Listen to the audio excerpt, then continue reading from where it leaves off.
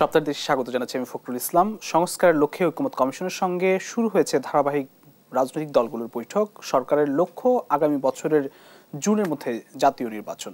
নির্বাচন নিয়ে সরকারের লক্ষ্য যাই থাকুক, সুনির্দিষ্ট ডেডলাইন চায় রাজনৈতিক দলগুলো। নির্বাচন ও রাজনৈতিক বাস্তবতা এই শিরোনামে আজ আমরা কথা বলবো। আমাদের সঙ্গে স্টুডিওতে সরাসরি যুক্ত আছেন দুজন অতিথি।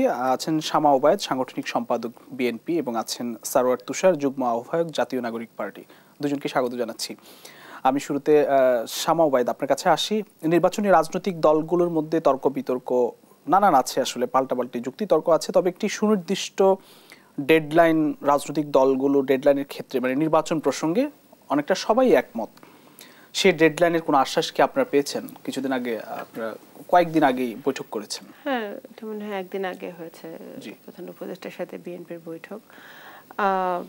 আমি আমার সহ আলোচককে শুভেচ্ছা জানাই এবং সকলকে শুভেচ্ছা জানাই। দেখুন, একটি এতগুলো বছর পরে যখন মানুষ ভোট দিতে পারে নাই, মানে ভোটাধিকার নাই, গণতন্ত্রহীনতা, নির্বাচন প্রক্রিয়া বলতে কিছু নাই বাংলাদেশে বর্তমানে, সেই ক্ষেত্রে একটি সুষ্ঠু নির্বাচন হবে এবং সবাই ভোট দিবে, এটা কিন্তু সকলেরই প্রত্যাশা, সাধারণ জনগণেরও প্রত্যাশা, ইয়াং জেনারেশনেরও প্রত্যাশা, নতুন ভোটারদের। তো সেই জন্যই কিন্তু রাজনৈতিক দলগুলো বারবার বিএনপি সহ একটি সুনির্দিষ্ট রোডম্যাপ চাচ্ছিল এবং একটি সুনির্দিষ্ট তারিখ চাচ্ছিল। ডিসেম্বর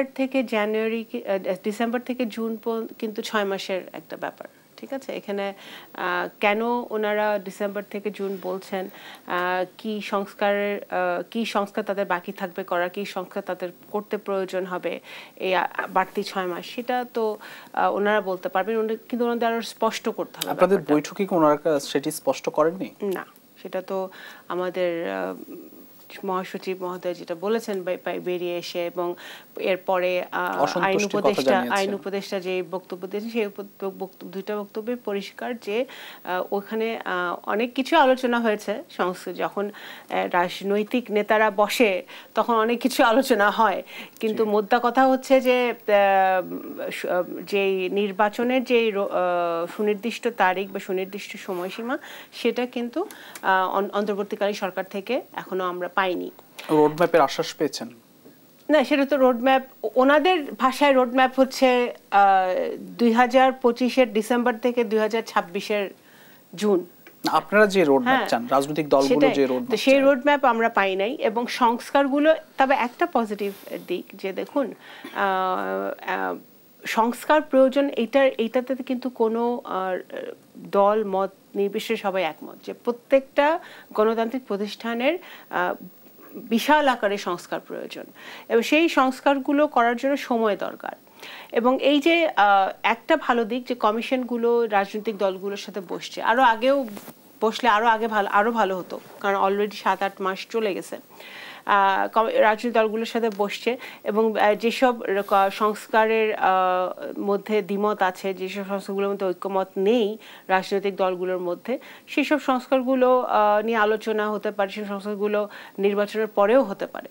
হ্যাঁ, নির্বাচনের আগেই যে সব সংস্কার এই অন্তর্বর্তীকালীন সরকার করতে পারবে সেটাও কিন্তু ফিজেবল না, সেটাও বাস্তবসম্মত কোনো কথা না। কিন্তু যেসব পয়েন্টগুলোতে প্রত্যেকটা রাজনৈতিক দল একমত, সেখানে কিন্তু আমাদের সংস্কারগুলো অতি দ্রুত মানে প্রক্রিয়াটা শুরু করে সম্পন্ন করে একটা নির্বাচনী রোডম্যাপ বা নির্বাচনের তারিখও ওনারা দিতে পারেন, সেটা আমরা মনে করি। জি, আমি একটু সারোয়ার তুষার, যুগ্ম আহ্বায়ক জাতীয় নাগরিক পার্টি, আপনার কাছে আসি। আসলে বিএনপি সংস্কার চায়, আপনারা কি মানে এটাই মনে করেন যে সব দলই সংস্কার চাচ্ছে? আপনারা তো মাঝে মাঝে দেখি অভিযোগও করেন এনসিপির পক্ষ থেকে কোনো দল সংস্কার চায় না। আচ্ছা, আপনাকে ধন্যবাদ এবং আপাকে শুভেচ্ছা। কোনো দল সংস্কার চায় না কথাটা এরকম না। কথাটা হচ্ছে যে বাংলাদেশে এখন দরকার হচ্ছে খুবই ফান্ডামেন্টাল সংস্কার। কথাটা একটা খুব সুনির্দিষ্ট মানে দাঁড়িয়েছে, যেটা হচ্ছে স্বৈরতান্ত্রিক ব্যবস্থার উচ্ছেদ করে একটা গণতান্ত্রিক ব্যবস্থা কায়েম করতে হবে। এবং বাংলাদেশের নির্বাচনী ব্যবস্থাও স্বৈরতান্ত্রিক ব্যবস্থা থেকে আমাদের মুক্তি দিতে পারে নাই সবসময়। হ্যাঁ, মানে এর মধ্য দিয়েই স্বৈরতান্ত্রিক ব্যবস্থা কায়েম হয়েছে। এটার ব্যাপারে সবসময় আমরা সব দলকে আন্তরিক দেখি না। আমরা সেই কথাটা বলেছি যে সংস্কার মানে ধরুন একটা পুলিশের নাম পরিবর্তন করে দিলেন, আপনি দিয়ে দিলেন জননিরাপত্তা বাহিনী, এরকম একটা কথা কিন্তু এসেছিল, কিংবা পোশাক পরিবর্তন করে দিলেন। এটাতে কিন্তু যে আইন দ্বারা পুলিশ পরিচালিত হয়, মানে নির্বাচন, কোন দল নির্বাচন চাওয়ার মানেই কি সংস্কার চায় না, এমন কিছু মিন করছেন না, এবং অ্যাট দ্য সেম টাইম কোনো দল সংস্কার চায় মানেই তারা মানে নির্বাচন চায় না, এরকমও না। ঠিক আছে, ফলে সংস্কার এবং নির্বাচন এরকম মুখোমুখি দাঁড় করানোর কিছু নাই। আমরা আমাদের জায়গা থেকে বলেছি যে নির্বাচনটা হচ্ছে সংস্কারের অনিবার্য আউটকাম। সংস্কার করে আপনাকে আলটিমেটলি বাংলাদেশে অন্য কোনো রোডম্যাপ বা কোনো কিছু করে এখানে আপনি কখনো পারবেন না, নির্বাচনই আসতে হবে। এখানে 1-11 করার চেষ্টা করা হয়েছে, শেষ পর্যন্ত এটা লম্বা সময় জন্য ধরে রাখা যায় না, নির্বাচনী ব্যবস্থায় আপনাকে যেতেই হবে। রোডম্যাপ কি আপনারা এনসিপি চায়? কিসের রোডম্যাপ? নির্বাচনী রোডম্যাপ। নির্বাচনী রোডম্যাপ প্রত্যাশাটুকু এখন করছে, অফকোর্স আমরা নির্বাচনী রোডম্যাপ চাই, তার আগে আমরা সংস্কারের রোডম্যাপ চাই, যে সংস্কারটা আপনি কীভাবে করবেন। এখন তো জাতীয় ঐক্যমত্য কমিশন আলোচনা শুরু করেছে, প্রথম দফার আলোচনা, প্রথমে সবার কাছ থেকে মতামত নিয়েছে। গত পরশু সম্ভবত বিএনপির সাথে তারা বসেছে, এবং গতকালকে আমাদের সাথে আগামীকাল বসবে। প্রথম ধাপের আলোচনার পরে একটা দূর পর্যন্ত, মানে আমি যতটুকু জানি যে বিএনপির সাথে আলোচনাটা মানে পুরোটা শেষ হয়নি, আরও করতে হবে। এবং আমাদের সাথেও আগামীকাল আলোচনা হবে, প্রত্যেকটা জিনিস ধরে ধরে আলোচনা হবে। হয়তো আরেকটা সেকেন্ড সিটিংয়ের দরকার পড়বে, সেকেন্ড কিংবা থার্ড সিটিংয়ের দরকার হবে। এই যে দলগুলোর সাথে ধাপে ধাপে আলোচনা শেষ করে আপনি একটা জুলাই চার্টার করবেন, এই কথাটা হয়েছে। এবং জুলাই চার্টারের মধ্যে আপনাকে ফয়সলা করতে হবে যে কী কী সংস্কার এই সরকার করে ফেলবে, আর কী কী সংস্কার তারা পরবর্তী নির্বাচিত সরকারের জন্য দেবে। এবং তার চেয়ে বড় কথা হচ্ছে পরবর্তী নির্বাচিত সরকার যে ওই সংস্কারগুলো করবে সেটার আপনি আগে থেকে কীভাবে মানে নিশ্চিত করবেন। কারণ এর আগে তো 3 জোটের রূপরেখা আপনি সকল দল এটার পক্ষে ছিল, সবাই রাজনৈতিকভাবে ঘোষণা দিয়ে পরবর্তীতে করে নাই। যদি 3 জোটের রূপরেখা বাস্তবায়ন হতো তাহলে বাংলাদেশে তো এই ভোটারবিহীন আওয়ামী লীগ সরকার 15 বছর থাকার কোনো কারণ ছিল না। সুতরাং আমরা এই জায়গা থেকে বলেছি যে সংস্কার রোডম্যাপটা ক্লিয়ার করেন। আমরা অবশ্যই নির্বাচনের ব্যাপারে পজিটিভ, আদারওয়াইজ দল করার কোনো মানে নেই। একটা দল আমরা করেছি এবং নিবন্ধন চাচ্ছি, নিবন্ধনের মধ্য দিয়ে একটা প্রতীক হবে আমাদের, ইত্যাদি ইত্যাদি হবে। একটা রাজনৈতিক দল যেরকম হয়, তাদের উদ্দেশ্য কি থাকে? ইলেকশনের মধ্যে রাজনৈতিক দল করার পরে আপনি তো সামরিক বাহিনীর মতো কু করে ক্ষমতা নিতে পারবেন না, এটা কি সম্ভব? রাজনৈতিক দল ইলেকশনের মধ্য দিয়ে ক্ষমতায় যাবে, কিন্তু তার আগে বাংলাদেশে একটা গঠনতান্ত্রিক সংস্কার কিংবা সাংবিধানিক সংস্কার কিংবা ব্যবস্থাগত সংস্কারের কথাটা এসেছে, জোরালোভাবে এসেছে, এটাকে আবার অগ্রাহ্য করার সুযোগ নেই। আমরা ওইটাতে অনেক বেশি জোর দিচ্ছি। এখন দেখেন দুটো কিন্তু আমরা অনেক সময় রাজনৈতিক বাদানুবাদের মধ্যে দিয়ে বিএনপি বনাম এনসিপি হয়ে যাচ্ছে, এটাও আমি খুব বড় সমস্যা দেখি না। রাজনীতিতে থাকবে, কিন্তু এই যে বিএনপির নির্বাচনের প্রতি জোরালোভাবে নির্বাচনকে ধরে রাখা, একেবারে অগাস্টের 8 তারিখ থেকে নির্বাচনের কথা বলতে থাকা, আর আমরা যে অগাস্টের 6 তারিখ থেকে সংস্কার কথা বলতে থাকা, এই যে দুইটা দল সংস্কার কথাও তো বলেছে না, বলছে নির্বাচন নির্বাচনটাই প্রায়োরিটি দিচ্ছে। যেমন মির্জা ফখরুল ইসলাম আলমগীর উনি বলে এসেছেন কোনটা বেশি প্রায়োরিটি দিচ্ছে। আমরা বলছি সংস্কারের পরে নির্বাচন আসবে। সংস্কারটা প্রধানত মানে এই সরকারের কাজ শুধু নির্বাচন ডেলিভারি করা না, নির্বাচন করার কাজ হচ্ছে একটা তত্ত্বাবধায়ক সরকারের কাজ। কেউ বলছে যে আপনারা নির্বাচনটি কিছুটা পেছাতে চান, এর কারণ হিসেবে যে দল গোছানোর জন্য। না, এগুলো অসত্য না। কিন্তু আপনি আমাকে একটা কথা আগে শেষ করতে দেবেন, তারপর যদি প্রশ্ন করেন তাহলে আমার জন্য সুবিধা হয় আর কি। আমার একটা বাক্য কিন্তু শেষ করতে পারছি না। সংস্কার শেষ হবে, তারপর আপনি নির্বাচন করবেন, এটা নিয়ে তো এটাতে নির্বাচন পেছানোর কোনো ব্যাপার নেই। নির্বাচন তো সরকার দেবে, সরকার বলেছে ডিসেম্বর টু জুন। আমরা কি বলছি যে এর মধ্যে করতে পারবেন না আপনি এটা 2028 সালে দেন? কিংবা সমাজে তো এই আলোচনা আছে যে আওয়ামী লীগ সরকার যদি থাকতো তাহলে 2029 সালের আগে ইলেকশন হতো না, মানে সাংবিধানিকভাবে। আমরা কি সেটা আমাদের দিক থেকে দেখেছেন যে আমরা এটা সমর্থন করেছি? আমরা বলেছি যে না, আমরা নির্বাচনের জন্য লম্বা ফাইট আছে এই সমাজে, ভোটের জন্য লম্বা ফাইট আছে, এটাকে অবশ্যই আমরা অ্যাকনলেজ করি। কিন্তু আরও যেটা করি যে নির্বাচিত সরকারের মধ্যে দিয়ে তো অনির্বাচিত সরকারগুলো বারবার বাংলাদেশে আসে, এইটাকে আমরা থামাতে চাই। মানে স্থায়ী একটা ব্যবস্থা করতে চাই যার মধ্যে দিয়ে আর আপনি মানে পিপল যদি আপনাকে বারবার ভোট দিয়ে ক্ষমতায় আসে, আপনি বারবার আসেন, কিন্তু একদিনও আপনি পিপলের ভোট ছাড়া ক্ষমতায় থাকতে পারবেন না, এটুকু গ্যারান্টি আমরা চাচ্ছি। ফলে আমরাও আসলে গভীরভাবে নির্বাচনী ব্যবস্থার পক্ষেই, মানে সুষ্ঠু নির্বাচনের পক্ষে। কিন্তু শুধু নির্বাচনের দাবি জানিয়ে সুষ্ঠু নির্বাচন করা যায় না, এটা আমাদের অভিজ্ঞতা থেকে আমরা দেখেছি। এই জন্য আমাদের বাড়তি কষণ হিসেবে আমরা নিচ্ছি যে নির্বাচিত সরকারগুলো এসে যেন আর ক্ষমতা প্রলম্বিত করতে পারে না। আমি আর আগেও আপনার এখানে এসে বলে গেছি যে 72 সাল থেকে এই পর্যন্ত ইতিহাস হচ্ছে কোনো সরকারকে বাধ্য করা ছাড়া, পজিটিভলি গণ অভ্যুত্থান, গণ আন্দোলন, নেগেটিভলি সামরিক কু, এর বাইরে কোনো মানে একবারের মতো উদাহরণ আছে, এর বাইরে বাধ্য করা ছাড়া কোনো দলকে ক্ষমতা থেকে সরানো যায় নাই। তার মানে এটা একটা দুইটা মানে অ্যাক্সিডেন্ট না। অনেকে বলার চেষ্টা করেন যে আওয়ামী লীগ এটাকে আসলে, বাংলাদেশে একটা গণতান্ত্রিক ব্যবস্থা ছিল, আওয়ামী লীগ এটাকে আসলে অন্যদিকে নিয়ে যাওয়ার চেষ্টা করেছে। কিন্তু বাংলাদেশে আগে থেকেই একটা অগণতান্ত্রিক ব্যবস্থা ছিল, আওয়ামী লীগ এটাকে ফ্যাসিবাদে নিয়ে গেছে, আপনি এটা বলতে পারেন। এখানে প্রবণতাই হচ্ছে দলগুলোর যে ক্ষমতা থেকে তারা সরবে না, তাহলে যেন তারা ক্ষমতাচ্যুত হয় এবং রাজনীতিতে থাকতে পারে বিরোধী দল হিসেবে। আপনি দেখেন বাংলাদেশে কিন্তু যারা বিরোধী দল থাকে তারা রাজনীতি দাঁড়াতে পারে না, তাদেরকে মাঠে দাঁড়াতে দেওয়া হয় না, তাদেরকে সংসদে দাঁড়াতে দেওয়া হয় না, কোথাও দাঁড়াতে দেওয়া হয়। তাহলে আপনি ঘর বাড়ি নিয়ে থাকতে পারেন না, আপনি ব্যবসা বাণিজ্য নিয়ে আপনাকে পালাতে হয়। এটা যেন করতে না হয়। আপনি বিরোধী দল থাকতেই পারি, আমি একটা দল করতে পারি এবং আমার দল বিরোধী দলে আছে, আমি কেন সমাজে থাকতে পারবো না? এই ব্যবস্থাটাই আমরা নিশ্চিত করতে চাচ্ছি। এই অর্থে আমরা এই মুহূর্তে বাংলাদেশের জন্য একটা সহাবস্থানের যে রাজনীতি, সেটাই মানে নাগরিক পার্টির পক্ষ থেকে আমরা বলছি। ধন্যবাদ। আমি একটু জনাব শামা ওবায়দ আপনার কাছে একটু আসছি। আপনারা ঐকমত্য কমিশনের সঙ্গে বৈঠক করেছেন সংস্কার প্রক্রিয়া নিয়ে নিশ্চয়ই, এবং সেই সংস্কার প্রক্রিয়া আসলে কতদূর এগুলো? দেখুন, আমার ভাই তো অনেক কথা বলল। সংস্কার, এই যে অগাস্টের 5 তারিখের পর থেকেই যে বিএনপি সংস্কার বলতেছে, এটা একটা একেবারেই অসত্য কথা। নির্বাচন বলছে, এটা অসত্য কথা। কারণ এই দেশের যতবার গণতন্ত্রের সংস্কার হয়েছে, গণতান্ত্রিক উপায় সংস্কার হয়েছে, সেটা বিএনপি করেছে।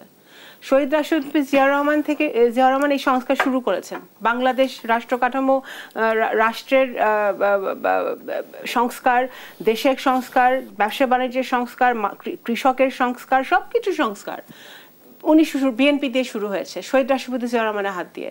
স্বৈরাচার বিরোধী আন্দোলন করেছে বিএনপি। আওয়ামী লীগ ছিল, ছাত্র জনতা ছিল, কিন্তু এই যে আপোষহীন, আওয়ামী লীগ তো চলে গিয়েছিল না এর সাথে সাথে নির্বাচনে, এই যে জনগণের স্পৃহাটা বুঝতে পেরে, জনগণের চাওয়াটা বুঝতে পেরে মাঠে থাকা, গণতন্ত্রের জন্য লড়াই করা, সেটা কিন্তু বিএনপি করেছে।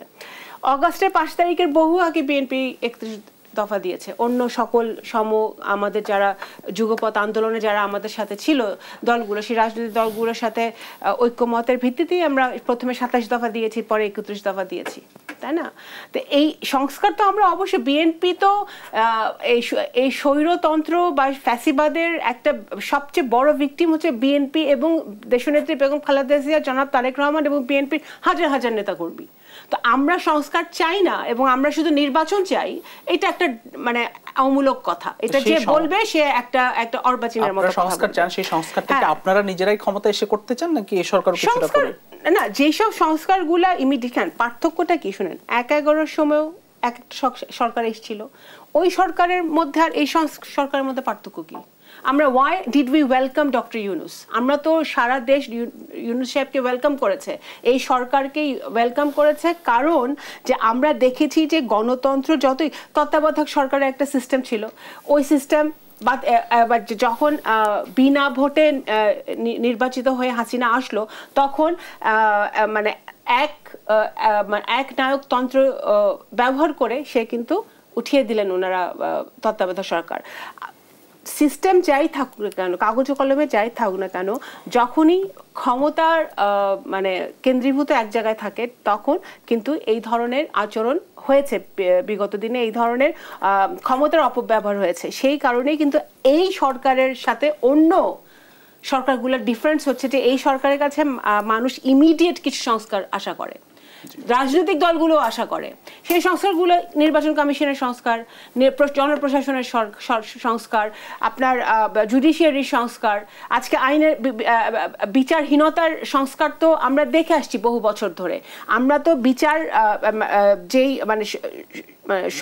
মানে বিচার বিভাগে স্বাধীনতা চাই, এবং যারা যারা এই গুম খুন রক্তপাতের সাথে জড়িত ছিল, মানে গুলির অর্ডার দিয়েছে, যারা এই কর্মকাণ্ডগুলো করেছে, তাদের সুস্পষ্টভাবে আমরা বিচার দাবি করছি, এবং বিচারটা যাতে স্বচ্ছভাবে হয়। আমরা জাতিসংঘের কাছেও গিয়েছি বিএনপি অফিসিয়ালি, কারণ আমরা চাই যে এই বিচার নিয়ে যাতে ভবিষ্যতে আগামী 50-100 বছরে এই বিচার নিয়ে কোনো প্রশ্ন না ওঠে। কারণ আমরা চাই যে, এবং ডক্টর ইউনুস সেটা ওনারাও মনে হয় একই জিনিস চান, যে স্বচ্ছভাবে এই বিচারগুলো হোক। আমরা যেরকম বিচার চাই সেটা একটা চলমান প্রক্রিয়া, আমরা সংস্কার চাই একটি চলমান প্রক্রিয়া, এবং আমি আবারও জোর গলায় বলতে চাই যে নির্বাচন ব্যবস্থা ঠিক করা, নির্বাচন প্রক্রিয়া ঠিক করা, এটা কিন্তু সংস্কারের একটি বিরাট একটা অংশ। সুতরাং মানুষ ভোট দিতে পারবে, এটাও সংস্কারের একটা অংশ। তারপরে কি সংস্কার বন্ধ হয়ে যাবে? অবশ্যই বাংলাদেশ জাতীয়তাবাদী দল চায়, কখনোই কিন্তু আমরা বলি নাই, কখনোই আমরা দাবি করি নাই যে আমরা ক্ষমতায় আসতে চাই। আমরা হাসিনার সময় আন্দোলন করেছি, গুম হয়েছে, খুন হয়েছে, আমাদের নেতাকর্মীরা জেলে গেছে। আমরা একটা কথাই বলেছি যে ভাই, আমরা সুষ্ঠু ভোটের জন্য আমরা আন্দোলন করছি। আপনারা তো বৈঠক করলেন, সেই সংস্কার প্রক্রিয়া কতদূর এগুলো বলে মনে হচ্ছে? সেই সংস্কার প্রক্রিয়া চলমান আছে, সেটা তো আরও যেটা ও বললো, আজকে একটা গতকালকে হয়েছে, আবার রোববারে হবে একটা মিটিং, সেটা এখন আমার এই মুহূর্তে এটা নিয়ে কোনো কমেন্ট করা ঠিক হবে না, কারণ সংস্কার কমিশনগুলোর সাথে বৈঠক শেষ হোক, আমাদের আভ্যন্তরীণ পলিসি মেকাররা আলোচনা করবেন উচ্চ পর্যায়ে, সেই তারপরে যেসব গুলোতে মিলবে সেগুলোতে অবশ্যই আমরা বিএনপি সেগুলো প্রকাশ করবে। জি, সরওয়ার তুষার, আপনারা আগামীকাল ঐক্যমত কমিশনের সঙ্গে বৈঠকে বসছেন, তো আপনারা আসলে কতটা সংস্কার বা এই সরকার করুক আপনারা চান, বা কি ধরনের প্রস্তাবনা দেবেন আপনারা? আমি একটু এই প্রশ্নের উত্তরটি বিরতি থেকে ফিরে এসে নিতে চাই। প্রিয় দর্শক, সপ্তাহে দেশে নিচ্ছে একটি ছোট্ট বিরতি, ফিরছি একটু পর, সঙ্গেই থাকুন। তুষার, আপনার কাছে প্রশ্ন ছিল যে আপনারা আগামীকাল ঐক্যমত কমিশনের সঙ্গে বৈঠকে বসছেন, সংস্কারের কি কি প্রস্তাব দেবেন, আপনারা কতটা সংস্কার চান, আপনারা সংস্কারের উপর খুব বেশি জোর দিচ্ছেন, একটু যদি বলেন। আমরা তো সংস্কার প্রস্তাব দিয়েছিলাম, মানে যখন সংস্কার কমিশনগুলো আলাদা আলাদাভাবে কাজ করছিল, সংবিধান, নির্বাচন কমিশন, দুদক, স্থানীয় সরকার, সেখানে আমাদের অনেকগুলো সংস্কার প্রস্তাব দেওয়া আছে। এখন আমরা কাজ করছি জাতীয় ঐক্যমত কমিশন যে স্প্রেডশিটটা দিয়েছে ওই স্প্রেডশিটের উপর। তো সেই স্প্রেডশিটে আমরা অনেকগুলো জায়গাতেই একমত, কিছু জায়গায় আমাদের দ্বিমত আছে। তো সেইগুলো নিয়ে আমাদের হয়তো তাদের সাথে ডিটেলস কথা হবে যে আমরা কিন্তু কিছু জায়গায় একমত হওয়ার পরে আমাদের অবজারভেশন আছে যে আমরা বলেছি যে এটা আরেকটু এরকম করতে হবে, ওরকম করতে হবে, এই নিশ্চয়তা থাকলে আমরা একমত। এরকম অনেকগুলো বিষয় আছে। যেমন ধরুন, প্রার্থী হওয়ার ন্যূনতম বয়স প্রস্তাব করা হয়েছে 21 বছর, আমরা বলেছি যে না, এটা 23 বছর হওয়া উচিত। এখন এক্সিস্টিং আছে 25 বছর, আমরা বলেছি না, এটা 23 হওয়া উচিত। এরকম অনেকগুলো জিনিসে আমরা এসেন্সের দিক থেকে একমত হওয়ার পর আমাদের অবজারভেশন আছে। আর যেগুলোর ব্যাপারে দ্বিমত আছে ওগুলো নিয়ে তো হয়তো বিস্তারিত তাদের সাথে কথাবার্তা হবে। বিশেষত জনপ্রশাসন সংস্কার কমিশনের অনেকগুলো ব্যাপার, যেমন প্রদেশ 4টা প্রদেশে তারা দেশকে ভাগ করার কথা ভেবেছে। এগুলো আপনার দল না কমিশন প্রস্তাব করেছে যে 4টা প্রদেশে ভাগ হবে, আমরা এটার বিরোধিতা করেছি, অন্যান্য দলও করেছে। তো এরকম অনেকগুলো জিনিস আছে যেগুলো নিয়ে আলোচনা হবে। নির্বাচন কমিশন, দুদক, জনপ্রশাসন, বিচার বিভাগ, যেগুলো আমরা একমত হয়েছি, ফার্দার ওগুলোর ব্যাপারে আমাদের পর্যবেক্ষণগুলো, আর যেগুলো দ্বিমত আছে সেগুলো কেন দ্বিমত আছে এগুলো নিয়ে আর কি কথাবার্তা হবে। তারপর আর কি জিনিসের ব্যাপারে আমরা আনকম্প্রোমাইজিং থাকবো, যে এগুলো আমরা মনে করি মৌলিক সংস্কার, সেগুলো আমরা চিহ্নিত করেছি। আর কিছু জিনিস আছে হয়তো আলোচনার সাপেক্ষে, জাতীয় ঐক্যের স্বার্থে হয়তো একদম মূল নীতিগত জায়গাটা না ছাড় দিয়েও আপনার কিছু কৌশলগত ছাড় হয়তো আসবে। তো সেইগুলো আমরা কালকে আলোচনাটা মূলত আমার ধারণা ওগুলো নিয়েই হবে। জি, আমি একটু জনাব শামা ওবায়েদ আপনার কাছে আসি। কেউ বলছে আসলে, যেমন জামাতের কথাই বলি, তারা বলছে যে সরকার নির্বাচন নিয়ে যে ওয়াদা করেছে সেটি যেন তারা ঠিক রাখে। আসলে এই নির্বাচনের যে ঘোষণা সরকারের, সেটি নিয়ে আসলে সন্দেহ কেন রাজনৈতিক দলগুলোর, কেন সন্দেহের মধ্যে পড়তে হলো, কি মনে হয়? এটা কয়েকটা কারণ আছে। প্রথম একটা কারণ যেটা হতে পারে যে উপদেষ্টা যারা আছে এখন, তারা এক এক সময় এক এক কথা বলেছেন, এক একজন এক এক টাইম লাইনের কথা বলেছেন। উপদেষ্টাদের স্টেটমেন্টে মনে হয় নাই যে এই সরকার নির্বাচনের টাইম এবং নির্বাচনের ব্যাপারে একটা ঐক্য মতের মধ্যে আছে, সরকার নিজেই। সেটা একটা কারণ। আরেকটা কারণ হচ্ছে যে সংস্কার নিয়ে সংস্কার কমিশনগুলো আমি মনে করি যে আরো তড়িৎ গতিতে তারা তাদের প্রপোজালগুলো নিয়ে আসতে পারত। এই যে 400, 500, 600 পৃষ্ঠার প্রপোজাল, এগুলা আরো সময় ক্ষেপণ না করে আরো বেশি আগে রাজনৈতিক দলগুলোর সাথে বসার সুযোগ ছিল, সেটা তারা বসে নাই, সেটা ধোঁয়াশা সৃষ্টি করেছে। এবং সবচেয়ে বড় কথা যে এটা তো একটা বাই ডেফিনিশন একটা ট্রানজিশনাল গভর্নমেন্ট। এই গভর্নমেন্টের সংস্কারগুলো এই জন্য করার প্রয়োজন যেহেতু হাসিনা এত বেশি খারাপ কাজ করে গেছে, এত বেশি ধ্বংস করে গেছে। আজকে আপনি দেখেন নির্বাচন মৌলিক ব্যাপারটাই কিন্তু নির্বাচন প্রক্রিয়া। আজকে যদি একটি স্বাধীন নির্বাচন কমিশন আমাদের দেশে 50 বছর ধরে থাকতো, একটি নির্বাচনী প্রক্রিয়া থাকতো যেখানে রাজনৈতিক দলগুলো অ্যাটলিস্ট ন্যূনতম আস্থা থাকবে একজন আরেকজনের উপরে, তাহলে কিন্তু এই জায়গায় আমরা পৌঁছাই না। আজকে যদি জনগণের ভোটে হাসিনা বা হাসিনার দল আসতো 18 সালে বা তার আগে, তাহলে কিন্তু এত বেশি স্বৈরতান্ত্রিক, এত বেশি গুম খুন, এত বেশি হত্যা, এত বেশি ফ্যাসিবাদে যেত না বাংলাদেশ। আজকে যেহেতু একটা বিনা ভোটে স্টেক হোল্ডার বানিয়ে, অলিগার্কদেরকে বানিয়ে একটা বিনা ভোটের সরকার থাকার একটা সিস্টেম মানে একটা সিস্টেম তৈরি করতে পেরেছিল শেখ হাসিনা, সেই কারণেই কিন্তু আজকে এই অবস্থা। তো সুতরাং মৌলিক পরিবর্তনটাই হতে হবে যে আমাদের একটি স্বাধীন নির্বাচন কমিশন, ব্যুরোক্রেসি। এখনো আমরা যেটা বিএনপি এখনো প্রতিদিন বলছে, প্রত্যেকটা মন্ত্রণালয় এখনো আওয়ামী লীগের লোকজন রয়ে গেছে, যারা গত টার্মে দুর্নীতির দোষর ছিল, যারা গত টার্মে হাসিনাকে ক্ষমতায় রাখার জন্য চেষ্টা করেছে, এখনো বিভিন্ন মন্ত্রণালয়ে রয়ে গেছে। এবং আমি বলতেই চাই যে MOFA is one of them, unfortunately. হ্যাঁ, আমাদের foreign ministry is one of them. এখন আরও অনেক মন্ত্রণালয় আছে এবং এগুলো ক্লিনজিং করতে হবে। প্রধান উপদেষ্টাকে লোক লাগাইতে হবে এগুলো ক্লিনজিং করার জন্য, না হলে কখনোই আমাদের এই সুনির্দিষ্ট যে অ্যাডভাইজাররা যদি সঠিক কাজটা করতেও চায়, ওই লোকগুলো করতে দিবে না। কারণ আপনি মানেন কি বা না মানেন, সচিবরা অসন্তুষ্ট হতে পারে, ব্যুরোক্রেটরা আমার কথা অসন্তুষ্ট হতে পারে, কিন্তু সরকারটা একদম মেজরিটি মানে কাজকর্মগুলো কিন্তু সচিবদের হাত দিয়েই হয়, ওনাদের হাত দিয়ে হয়। এবং অনেকেই পরিবর্তন হয়েছে, কিন্তু অনেকেই আবার হন নাই। এবং যারা হন নাই তারা কিন্তু এখনো আওয়ামী লীগের পারপাস সার্ভ করছে, আন্তর্জাতিকভাবে অন্য কোনো দেশের পারপাস সার্ভ করছে, কিন্তু দেশের পারপাস সার্ভ করছে না। তারা ডেফিনেটলি এই ইউনূস সাহেবের পারপাস তারা সার্ভ করছে না। সুতরাং এই জিনিসগুলো অবশ্যই এই ইন্টারিম গভর্নমেন্টকে দেখতে হবে সংস্কারের পাশাপাশি। এনসিপি একজন নেতা বলেছেন যে এখনো প্রশাসনে বিএনপির অনেক লোক রয়ে গেছে, তাদেরকে রেখে নির্বাচনে যাওয়া মানে সঠিক হবে না। ওতে তবে আমাদের প্রবলেম, আমরা প্রবলেম। এখন এনসিপি কোথা থেকে বিএনপির লোক পাইলো? অবশ্যই শুনেন, 15 বছরে যারা উপযুক্ত হওয়া সত্ত্বেও, যাদের এডুকেশন থাকা সত্ত্বেও, যারা একেবারে উপযুক্ত জায়গায় যাবে, তাও তারা যেতে পারেনি, কারণ তারা আওয়ামী লীগ মতাদর্শের ছিল না। এত 15 বছর কি হয়েছে? ডিএনএ টেস্ট করে পুলিশের লোক নিছে, বিভিন্ন জায়গায় লোক নিছে, 14 গোষ্ঠী আওয়ামী লীগ করে নাই, কিভাবে নিছে। এখন যারা বঞ্চিত হয়েছে, তারা যে মতাদর্শেরই হোক, তারা তো এখন আসতেই চাইবে। তারা একটি অন্য মতাদর্শের দেখে তাদেরকে অবহেলিত করা হয়েছে। হতে পারে তারা জামাত, হতে পারে তারা এনসিপি, হতে পারে তারা বিএনপি, যেই ঘরানারই হোক, এখন তারা অবশ্যই চাইবে যে তারা একটা সুযোগ পাক দেশের জন্য কাজ করার। এখন এনসিপি কোথায় দেখলো? আমরা তো এটাও আমি আমার ভাই ছিল সেই টকশোতে, ওকেই আমি বলছিলাম যে আমরা রিউমার আছে বাজারে যে রাষ্ট্র অর্ধেক, এনসিপির অর্ধেক তো রাষ্ট্রের মধ্যে আছে, ওদেরই বন্ধু বান্ধব গিয়ে এনসিপি বানিয়েছে। এখন ওরা আগে নাহিদ আগে ছিল, নাহিদ সরকারের মধ্যে, নাহিদ ছিল ইয়েতে, এখন গিয়ে ও এনসিপি বানিয়েছে। তারপরে ওদের যে আরেকজন আছে উপদেষ্টা বৈষম্য বিরোধী আন্দোলন ছাত্রদের মধ্যে, মাহফুজ, হ্যাঁ, উনিও তো ওদেরই একজন। হ্যাঁ, তো এখানেও রিউমার আছে যে তারাও পিছন দিক থেকে কলকাঠি নাড়ে এবং সরকার চালে, এবং তাদের কথায় বদলি হয়, তাদের কথায় এখানে লোক বসে, ওখানে লোক বসে, এই রিউমারও আছে। এই রিউমারের কথা আমরা কেউ বলছি না।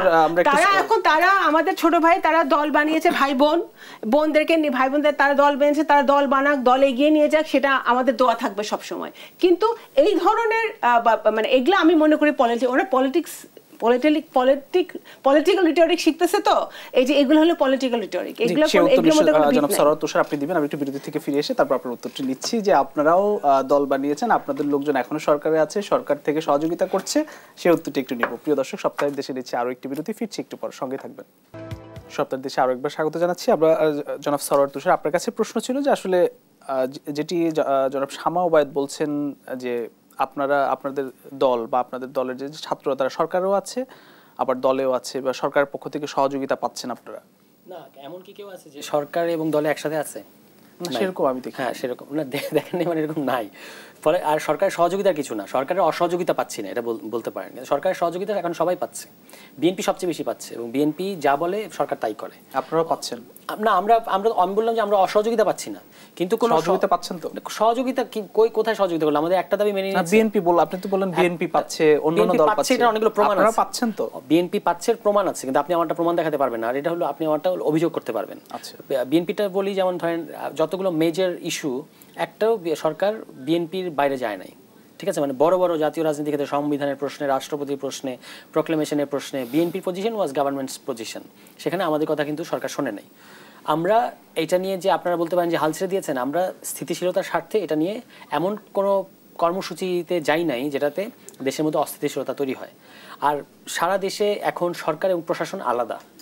অনেক ক্ষেত্রে মানে এটা আমাদের ক্ষেত্রে বুঝতে একটু আর্টিকুলেট করতে একটু প্রবলেম হয়, কারণ আমরা তো আওয়ামী লীগ দেখেছি 15 বছরে। আওয়ামী লীগে প্রশাসন, সরকার, রাষ্ট্র, দল সব তো একটা সিন্ডিকেট, ব্যবসায়ী সব মিলে একটা সিন্ডিকেট। এখন কিন্তু সেটা না, এখন সরকার, প্রশাসন, রাষ্ট্রযন্ত্র এগুলো সব আলাদা। অনেক জায়গায় কমান্ড কাজ করে না প্রশাসনে, অনেক জায়গায় আওয়ামী লীগেরগুলো, পুরোনো আওয়ামী লীগগুলো ভোল পাল্টে এখন ভাবতেছে যে বিএনপি ক্ষমতায় আসবে মনে হয়, এবং তারা বিএনপিকে অনেক ক্ষেত্রে বিএনপিটা চায় তা না, তারা নিজেরা অতি উৎসাহী হয়ে বিএনপির সাথে বেশি ঘেঁষাঘেঁষি করার চেষ্টা করে, এবং আমাদের ব্যাপারে তাদের হচ্ছে খুবই নেগেটিভ আচরণ। মানে এমন না যে আপনি দেখাতে পারবেন যে সমন্বয়ক বলতে এখন কিছু নাই, এনসিপি সারা দেশে খুব এমন কোন উৎপাত করে বেড়াচ্ছে যে প্রশাসনকে এটা ক্র্যাকডাউন করতে হবে, কিন্তু সব জায়গায় প্রশাসন হচ্ছে বিএনপির কথায় উঠতেছে এবং বসতেছে। এটা ধরেন আপনাদের কোনো প্রভাব নেই এনসিপি বা ছাত্র বা আগে যারা সমন্বয়ক ছিল? আমি তো আপনাকে বললাম যে আপনি আপনার সারা দেশে প্রতিনিধি আছে, আপনি খোঁজ নেন, ঠিক আছে? বিএনপির প্রভাব আর এনসিপির প্রভাব, আমাদের তো কমিটিই নেই সারা দেশে এখনো, প্রভাব কোথা থেকে আসবে? আর সমন্বয়ক যেটা বলা হচ্ছে এটা একটা খুব ক্যামোফ্লজ হয়ে গেছে। সমন্বয়ক এবং বৈষম্যবিরোধী ছাত্র আন্দোলন, বহু জায়গায় সমন্বয়ক এবং বৈষম্যবিরোধী ছাত্র আন্দোলনে আসলে ছাত্রদল এবং শিবির এখন নিয়ন্ত্রণ করছে বহু জায়গায়, নরসিংদীতে এবং অন্যান্য অনেক জায়গায়, ঠিক আছে? কারণ এটা একটা খুব মজা হয়েছে যে বৈষম্যবিরোধী ছাত্র আন্দোলনের বেশিরভাগই তো ছাত্রত্ব শেষ এবং তারা এই এনসিপিতে যোগ দিচ্ছে, এই প্ল্যাটফর্মটা খালি হয়েছে, ফলে এই প্ল্যাটফর্মটা কিন্তু ব্যবহার করা যাচ্ছে এবং একটা বারোয়ারি প্ল্যাটফর্ম হয়ে গেছে। এটাকে সবাই ব্যবহার করতে পারছে। কোথাও কোথাও যে বৈষম্যবিরোধী ছাত্র আন্দোলনের সমন্বয়করা কোনো ধরেন ক্ষমতার অপব্যবহার করতে চায় নাই, আমি এটা বলবো না, কোথাও কোথাও তারা এটা করেছে, কিন্তু সেটা সিস্টেমেটিক না। বিএনপিটা যতটা সিস্টেমেটিক, বিএনপির আপনি গেলেই দেখবেন যে ডিসি অফিস, এসপির office, OC, UNO, AC land থেকে শুরু করে আরও যে সমস্ত মাঠ প্রশাসন আছে, সব জায়গায় বিএনপির এত দুর্দণ্ড প্রতাপ এবং মানে কোনো রকম ব্যতিক্রম বাদ দিয়ে সকল ধরনের কাজগুলো, সরকারি কাজগুলো, এগুলো বিএনপি পাচ্ছে। এখন আপনি বলবেন যে তারা তো আসলে কম্পিট করে এসেছে, কিন্তু এটা কিভাবে মানে আন্ডার দ্য টেবল ঘটে, মানে প্রভাবটা, এটা তো সবাই জানে, ঠিক আছে? অনেক জায়গায় এরকম ঘটছে যে চাঁদাবাজির অভিযোগে গ্রেফতার করা হয়েছে, পুলিশই গ্রেফতার করেছে, তারপর প্রভাব খাটিয়ে এখান থেকে সরিয়ে নিয়ে আসা হয়েছে, জেলে আটক করা হয়েছে, সেখানে জেলে বিএনপির লোকজন মব তৈরি করে গিয়ে তাদেরকে বের করে নিয়ে এসেছে। অনেক জায়গায় এসেছে যে এগুলো পত্রিকার নিউজ, সবগুলোই পত্রিকার নিউজ। অনেক জায়গায় এসেছে যেমন মাধবদীতে আওয়ামী লীগের মানে জুলাইয়ের ক্রিমিনাল, তাকে গ্রেফতার করেছে, বিএনপির নেতাকে চাপ দিয়ে ছাড়িয়ে নিয়ে এসছে, এরকম অনেক জায়গায় আছে। ফলে স্থানীয় পর্যায়ে আমরা ন্যাশনাল পলিটিক্সে বিএনপিকে যতই একটা চেঞ্জিং রূপে দেখি না কেন, স্থানীয় পর্যায়ে কিন্তু ব্যাপারটা খুবই আলাদা রকম। এখন অন রেকর্ডে এটা হয়তো বিএনপির লোকজন স্বীকার করবে না, কিন্তু তারাও রিয়েলিটিটা জানে যে মানে সারা দেশের পিকচারটা কীরকম, এবং এটা খুবই ভয়ঙ্কর পিকচার। একটা সহিংস পরিস্থিতি তৈরি হয়ে আছে। আমাদের সাথে শুধুমাত্র কথা বললে, আমরা তো নতুন দল, আমরা তো অবশ্যই একজনের সাথে কথা বলতে এনগেজ করতে যাবো একটা মানুষকে, শুধুমাত্র আমাদের সাথে কথা বলার অভিযোগে রাতের বেলাকে থ্রেট দেয় বিএনপির লোকজন, এবং আমাদেরকে স্পাইয়ের মতো ফলো করে যে আমরা কোথায় যাই, কি যাই। আমাকে তো মানে আমার অবস্থা হেল করে রেখেছে নরসিংদীতে, মানে আমি ঢুকলেই তারা নানা ধরনের থ্রেট, আমাকে নাকি ক্ষমা চাইতে হবে, আমাকে এটা করতে হবে, ওইটা করতে হবে, এগুলো বলে বেড়া। অথচ আমি পলাশে খুবই নতুন, মানে নরসিংদীতে খুবই নতুন ঢুকছে, এবং তারা প্রতিষ্ঠিত একটা দল ওখানে নরসিংদীতে, তবু তারা আমাকে এটা নানাভাবে হেনস্থা এবং অপদস্থ করতে চায়, এবং আমার সাথে যারা রাজনীতি করবে, আমার যারা কর্মী সংগঠক, তাদেরকে তারা নানা রকম থ্রেটের মধ্যে রাখে। এটা হচ্ছে আপনার মাঠ পরিস্থিতিটা। আমি একটা জেলার কথা বললাম, সারা দেশে আপনি খোঁজ নিয়ে দেখেন পরিস্থিতি মোরলেস এরকম। মানে বিএনপির দাপটটা বেশি না, এটা ভয়ঙ্কর হয়ে গেছে। একটা সময় বেশি ছিল, বেশি থাকবে, তারা বড় দল, তাদের একটা সুসংগঠিত মানে সারা দেশে আপনার ওয়ার্ড পর্যায়ে পর্যন্ত যার কমিটি আছে তার তো দাপট থাকবেই। দাপট বেশি থাকাটা সমস্যা না, এই দাপটটা আমাকে অর্জন করতে হবে ইন আ পজিটিভ সেন্স। কিন্তু এটা ভয়ঙ্কর পর্যায়ে চলে গেছে, এত ভয়ঙ্কর যে তাদের অন্তর্কোন্দলে 60+ এ পর্যন্ত নিহত হয়েছে নিজেদের, আর আমাদেরকে তো নানা ধরনের হুমকি ধামকি দিচ্ছি। শ্যামাবাদ, আপনি কিছু বলতে চান এই বিষয়ে? নাহলে আমি অন্য প্রশ্নে যাব।